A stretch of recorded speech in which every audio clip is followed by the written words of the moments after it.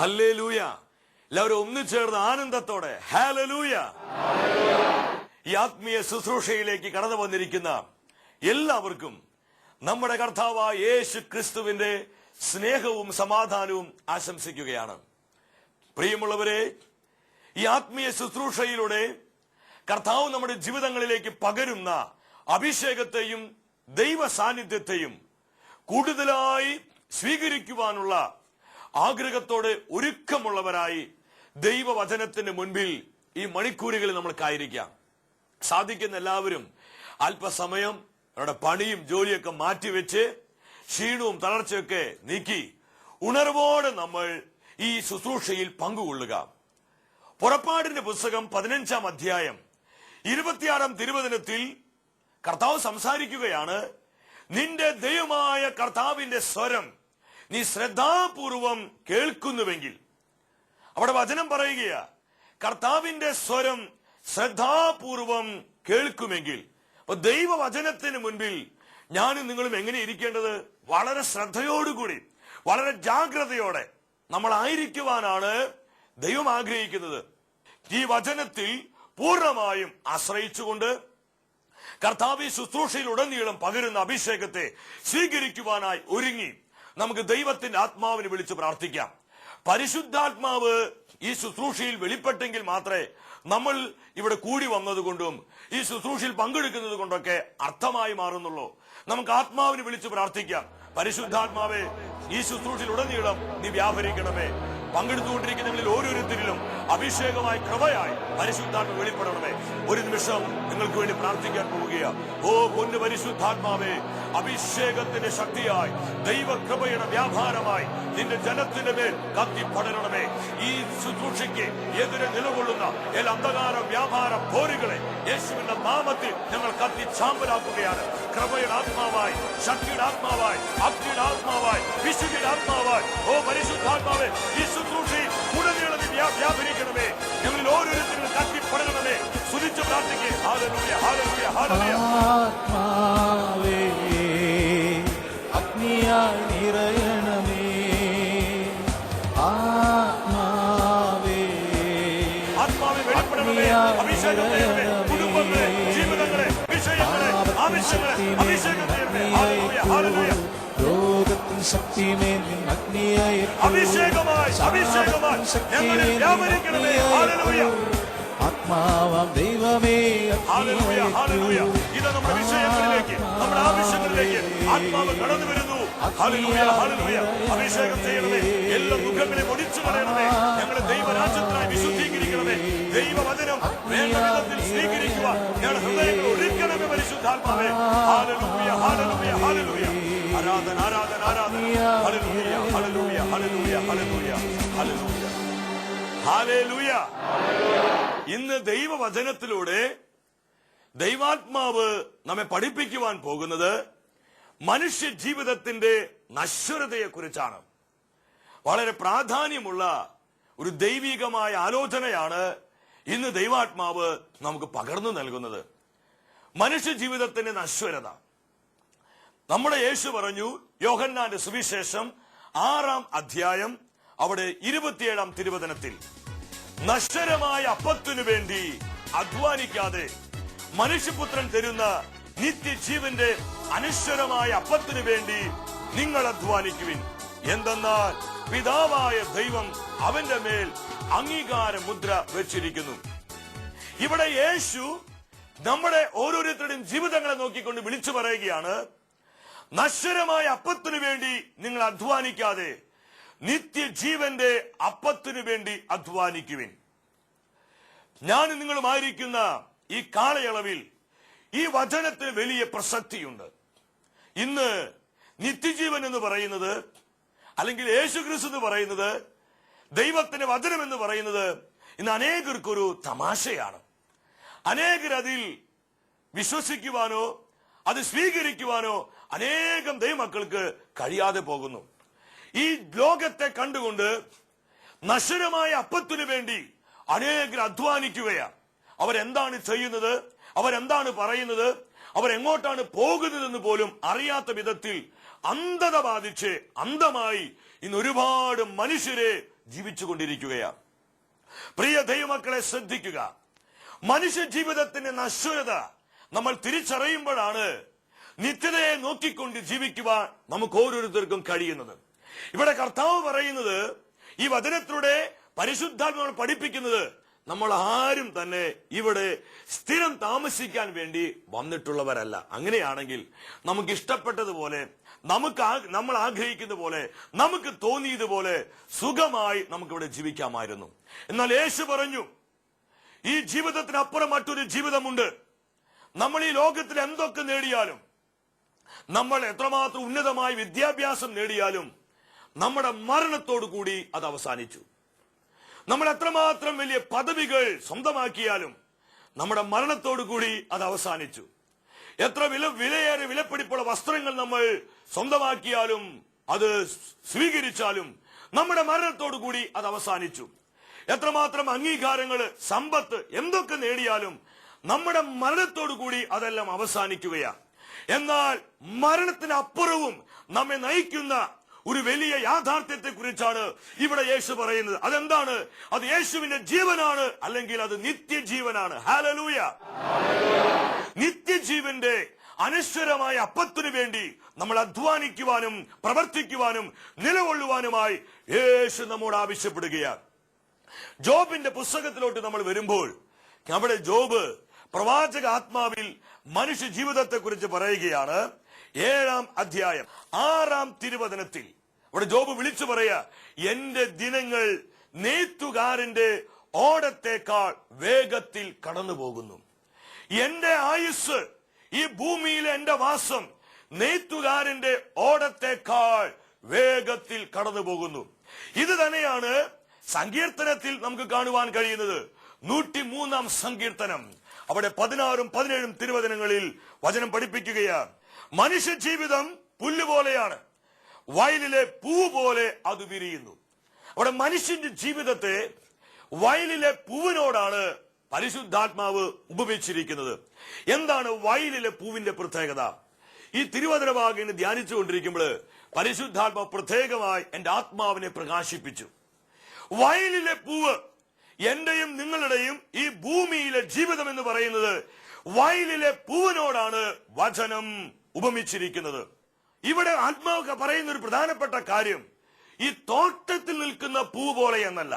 തോട്ടത്തിൽ നിൽക്കുന്ന പൂവിന്റെയും വയലിൽ നിൽക്കുന്ന പൂവിന്റെയും പ്രത്യേകത എന്താ? തോട്ടത്തിൽ നിൽക്കുന്ന പൂവിന് സംരക്ഷണമുണ്ട്, അതിന് പരിചരണമുണ്ട്. എന്നാൽ വയലിൽ നിൽക്കുന്ന പൂവിന്റെ പ്രത്യേകത എന്താ? അതിനാരും ശ്രദ്ധിക്കുന്നില്ല. നമ്മൾ ആരും അതിനെ വെള്ളമൊഴിക്കാൻ പോകുന്നില്ല, നമ്മൾ ആരും അതിന് വളമിടാൻ പോകുന്നില്ല, നമ്മൾ ആരും ആ പൂവിനെ കരുതുവാനോ പരിചരിക്കുവാനോ പോകുന്നില്ല. അതുകൊണ്ട് ദൈവാത്മ പറയാ, ഒരു ചൂടുകാറ്റടിക്കുമ്പോൾ, ഒരു വെയില് അടിക്കുമ്പോൾ ആ പൂവ് വാടിപ്പോകുന്നു. അതുപോലെയാണ് മനുഷ്യ ജീവിതം, ആ പൂ വാടിപ്പോകുന്നു.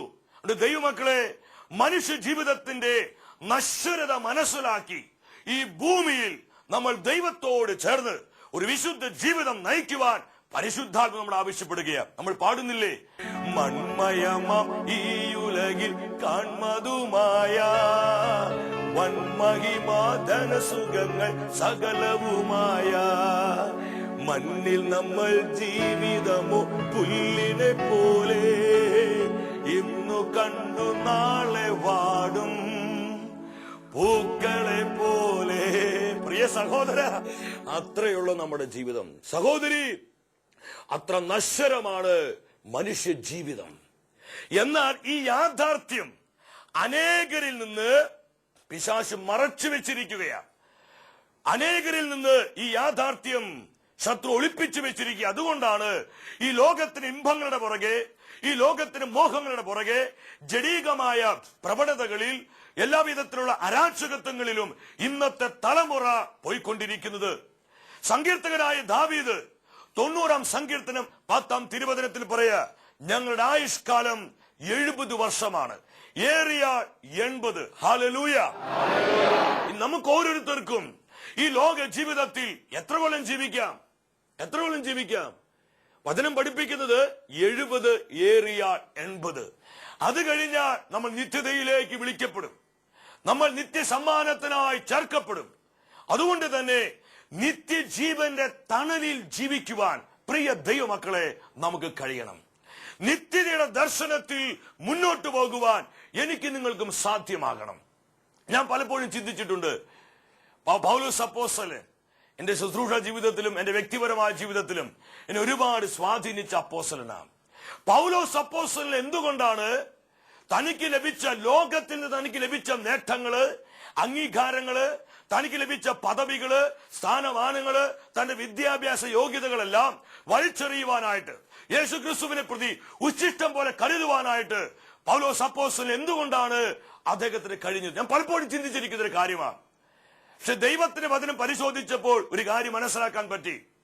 പരിശുദ്ധാത്മാവ് പൗലോസ് അപ്പോസ്തലന്റെ അകത്ത് ഈ മർമ്മം ഒരു വെളിപാടായി പകർന്നു നൽകി. മനുഷ്യ ജീവിതത്തിന് നശ്വരതയെക്കുറിച്ചുള്ള യഥാർത്ഥ ദർശനം പരിശുദ്ധാത്മാവ് പൗലോസ് അപ്പോസ്തലന് കൊടുത്തു.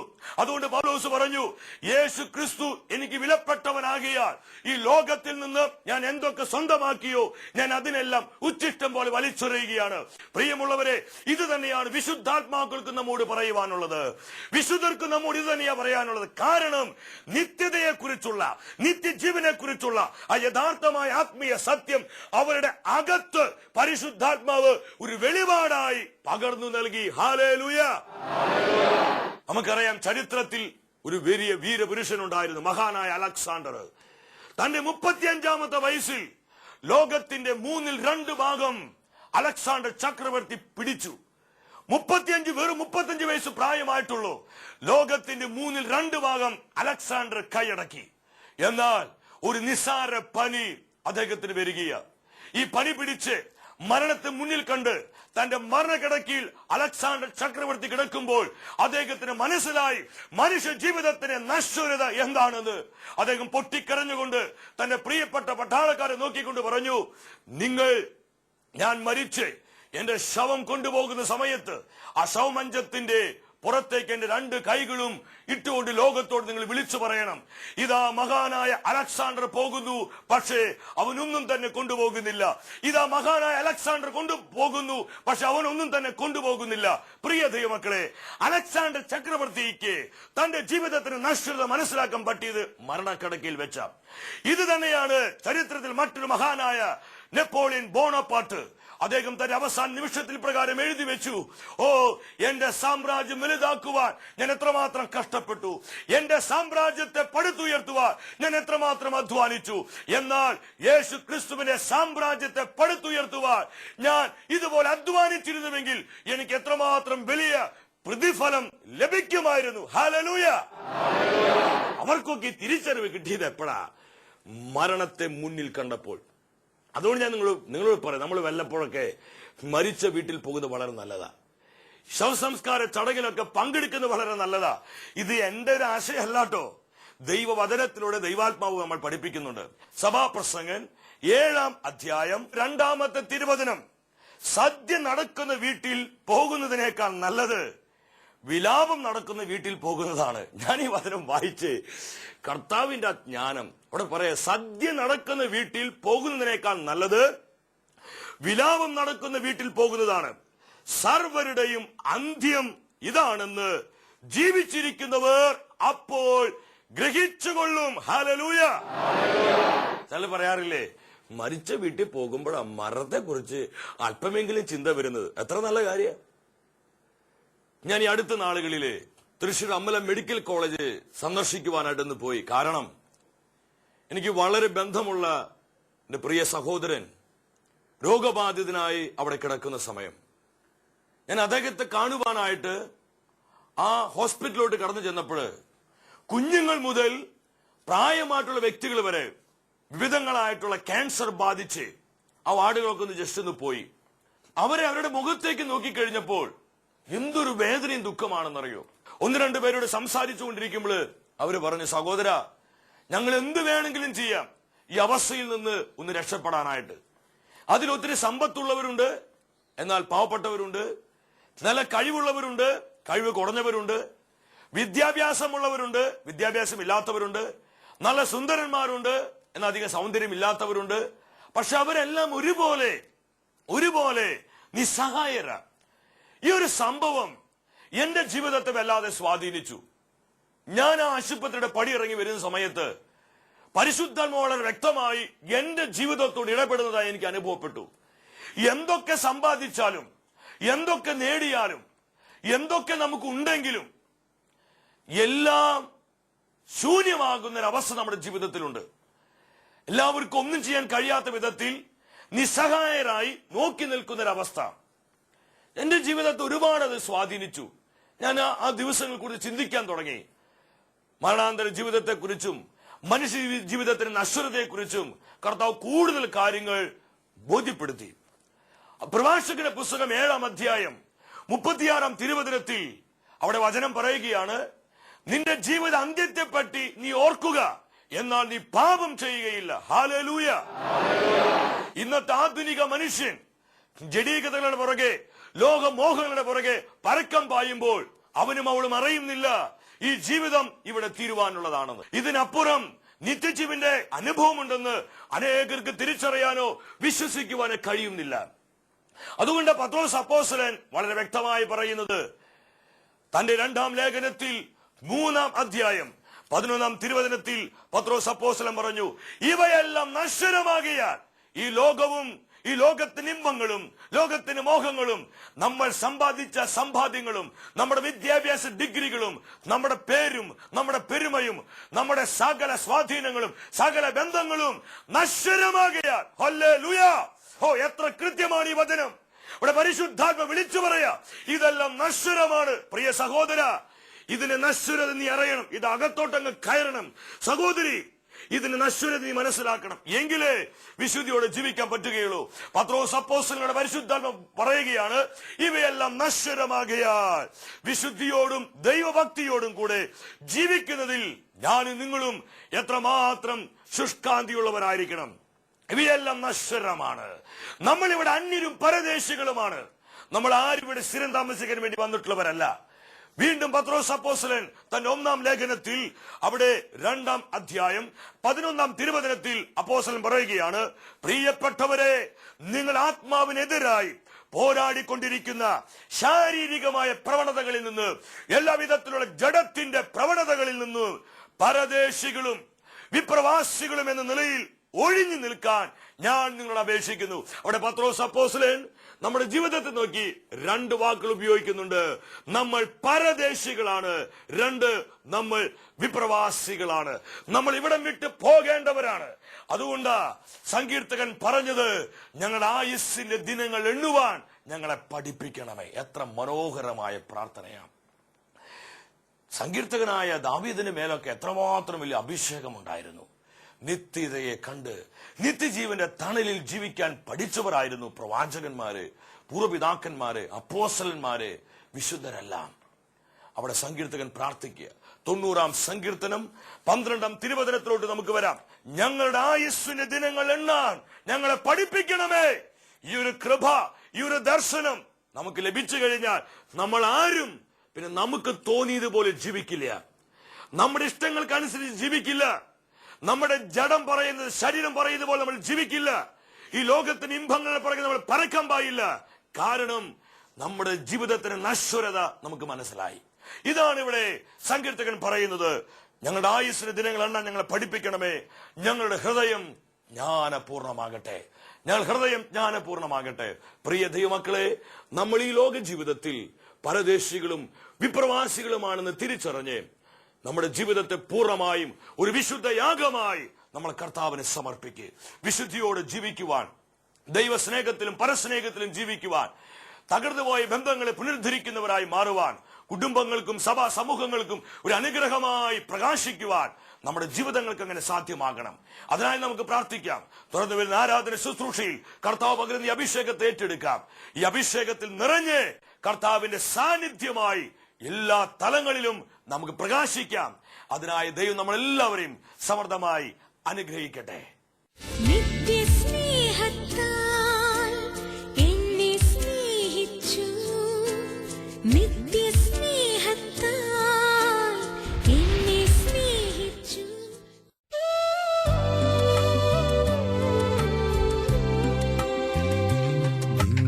ദിവ്യകാരുണ്യമേ, ദൈവസ്നേഹമേ,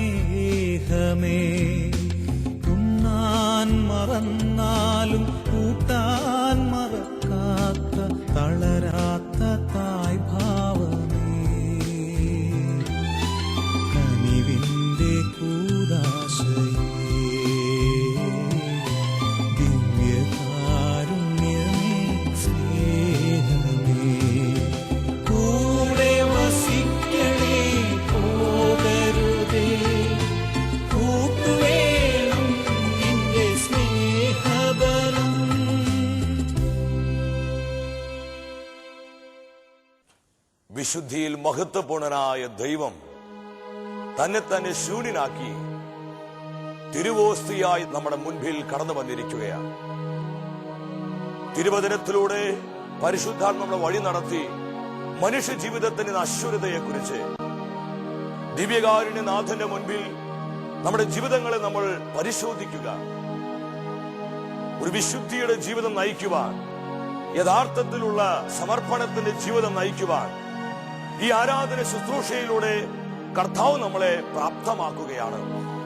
ദൈവവചനത്തിന് വിരുദ്ധമായ നിലപാടുകള്, കർത്താവിന്റെ വചനത്തിന് വിരുദ്ധമായിട്ടുള്ള ആശയങ്ങള്, തെറ്റായ ബോധ്യങ്ങള്, ചിന്താഗതികള്, കാഴ്ചപ്പാടുകള്, ഈ തലങ്ങളിലേക്കെല്ലാം പരിശുദ്ധാത്മാവ് അഗ്നിയുടെ ആത്മാവായി വെളിപ്പെടാൻ പോവുകയാണ്. സകല ആസക്തികളെയും, സകല അശുദ്ധികളെയും, സകല തിന്മയുടെ കെട്ടുകളെയും കത്തിച്ചാമ്പലാക്കുന്ന അഭിഷേകമായ പരിശുദ്ധാത്മാവ് വെളിപ്പെടുവാനായി പോവുകയാണ്. ഈ സമയം നിങ്ങളായിരിക്കുന്ന നിങ്ങളുടെ കുടുംബങ്ങളിൽ, നിങ്ങളുടെ അവസ്ഥകളിൽ സാധിക്കുന്നവർ മുട്ടുകുത്തി നിന്ന് കരങ്ങൾ നീട്ടിപ്പിടിച്ച് യേശു വിളിച്ച് പ്രാർത്ഥിക്കേ, അഭിഷേകത്തോടെ പ്രാർത്ഥിക്കേ. Hallelujah, hallelujah. കർത്താവ് ഇടപെടണമേ, കർത്താവെ പ്രവർത്തിക്കണമേ. എല്ലാ മക്കളുടെ മേലും അഭിഷേകമായി വരണമേ.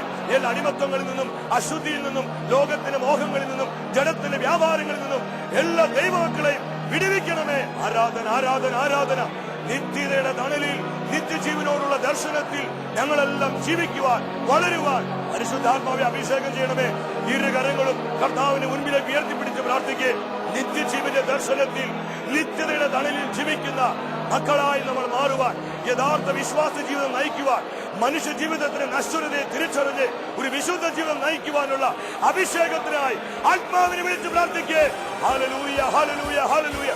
പരിശുദ്ധാത്മാവേ, വിശുദ്ധിയുടെ ആത്മാവായി, കൃപയുടെ ആത്മാവായി, സ്നേഹത്തിന്റെ ആത്മാവായി, ആനന്ദത്തിന്റെ ആത്മാവായി ഞങ്ങളിൽ പടരണമേ, പടരണമേ, പടരണമേ. Hallelujah, hallelujah. ആത്മാവേ അഗ്നിയായി നിറയണമേ. സ്തുതിച്ച് പ്രാർത്ഥിക്കേ. കർത്താവിന്റെ അഭിഷേകം ഏറ്റെടുത്ത് പ്രാർത്ഥിക്കേ. അഗ്നിയായി നിറയണമേ. പാപത്തിൻ ശക്തിമേൽ അഗ്നിയേറ്റു. എല്ലാ കുടുംബങ്ങളിലേക്കും, സമൂഹങ്ങളിലേക്ക്, വ്യക്തി ജീവിതങ്ങളിലേക്ക്, ഓരോ ദൈവമക്കളിലേക്കും പരിശുദ്ധാത്മാവേ അങ്ങ് വ്യാപരിക്കണമേ. Hallelujah, hallelujah, hallelujah. സ്തുതിച്ച് പ്രാർത്ഥിക്കേ. ആത്മാവേ അഗ്നിയായി നിറയണമേ. യേശുവേ, നീ അഭിഷേകത്തെ സ്വീകരിച്ച് പ്രാർത്ഥിക്കേ. നന്ദി പറഞ്ഞ് പ്രാർത്ഥിക്കേ. യേശുവേ നന്ദി, യേശുവേ നന്ദി. ഞങ്ങൾ അഭിഷേകം ചെയ്തതിനായി, ഞങ്ങൾ കുടുംബങ്ങളിൽ കടന്നു വന്നതിനായി, നിത്യജീവന്റെ അഭിഷേകത്തെ ഞങ്ങൾ നിറച്ചതിനായി ഹല്ലേലൂയ, ഹല്ലേലൂയ. ദൈവവചനത്താൽ ഞങ്ങളെ വിശുദ്ധീകരിച്ചതിനായി നന്ദി പറയുന്ന കർത്താവേ, നന്ദി പറയുന്ന കർത്താവേ. ആരാധന, ആരാധന, ആരാധന. Hallelujah, hallelujah, hallelujah. നന്ദി, നന്ദി കർത്താവേ. നമ്മളോട് സഭ പറയുന്നത് വചനാധിഷ്ഠിത ജീവിതം നയിക്കാനാണ്. മനുഷ്യന്റെ സ്വാതന്ത്ര്യത്തിന്റെ പ്ലഡ്ജ്, അച്ചാരമാണ് മറിയത്തിന്റെ സ്വർഗാരോഹണം.